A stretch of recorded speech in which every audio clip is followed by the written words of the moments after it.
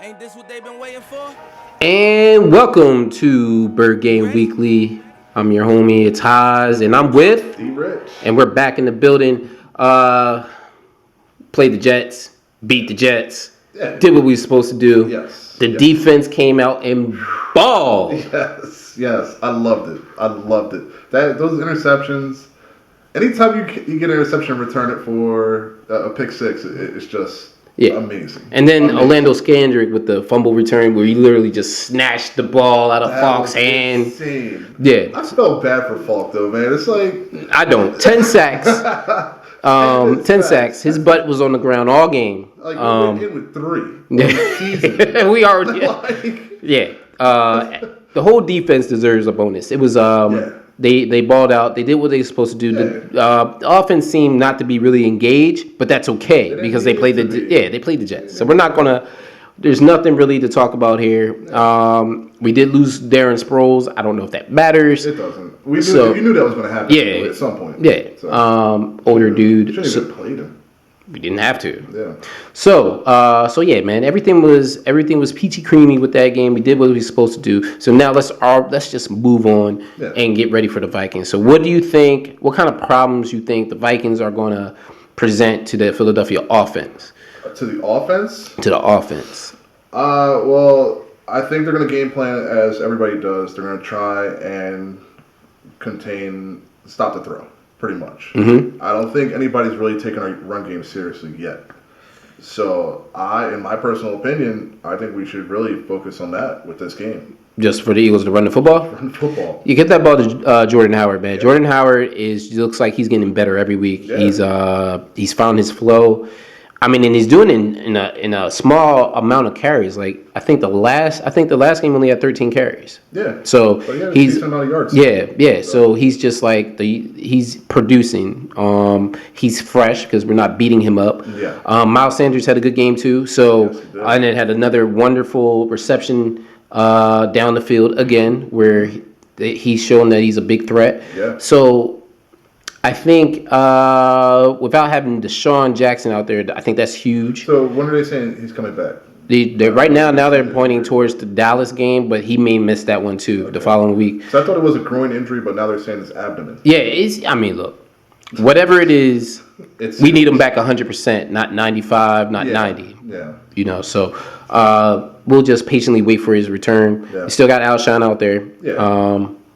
He looked good too last game. Yeah, Alshon, Zach Ertz, Dallas Goedert will be fine as long as we're running the football. As long as we're running the football, keeping that balance, staying committed to the run, and that's what's gonna drive this team to the playoffs. Yeah. Just falling behind that run game, and then at that point, now Wentz is not heavily pressured on every play, and he can be the person that we know he is. That's what I like about it. It's like you're giving Wentz a little bit of a break at this point in the season, right? Because we're really going to need him towards the end for a playoff. If you want to win a Super Bowl, you're going to need Carson Wentz to be all world. Yeah, 100%. The problems that the Eagles corners are going to have with Adam Thielen, who has been on fire for the past 2 years, and Stephon Diggs, who's going to present some more issues on the outside also. So it's going to be a tough task to contain those two. And Kirk Cousins historically has had good games against the Eagles. And it looks like he woke up last game.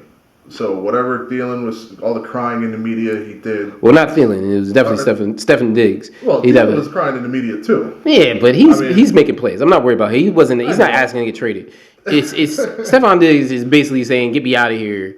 No, but Thielen was saying like, "I'm not getting the ball," but he's getting the ball. So he's all right. I don't know what that brother's smoking at anything, but he's getting the ball and he's producing. Every time. See what Cousins did last game. He looked like a totally different quarterback. Well, he was listening. He was listening. But no, they present some problems, man. And Delvin Cook, like he's playing like one of the best backs in the league right now. Yeah. So definitely a lot of problems that Minnesota presents on offense. The Eagles are number one against the run. So if we can put out the type of effort that they did against the Jets, that they did against Green Bay, we definitely can set the Eagles up to steal a game on the road. I'm hoping so because this is like almost a must-win for us. It is a must-win, and I'm gonna tell you why. Because You get, because we already know Dallas is going to beat the Jets. There's no let's make fun of the Cowboys. Yeah, they lost, but right now they're getting their gimme game that we had last week, right? Yeah. So the Dallas is going to win their football game. They're going to go to 4-2. We need to keep pace because we have a big time matchup October 20th, Sunday Night Football against the Dallas Cowboys. So we want to keep up. It's going to be an insane game. Yeah, it is, and I'm getting excited. I'm getting. Oh man, I wish I was suiting up out there. So. We got to keep pace. Yeah. Now, if you lose this game, we lose this game. Not a big deal. 3-3. Play the Cowboys, beat them. Mm-hmm.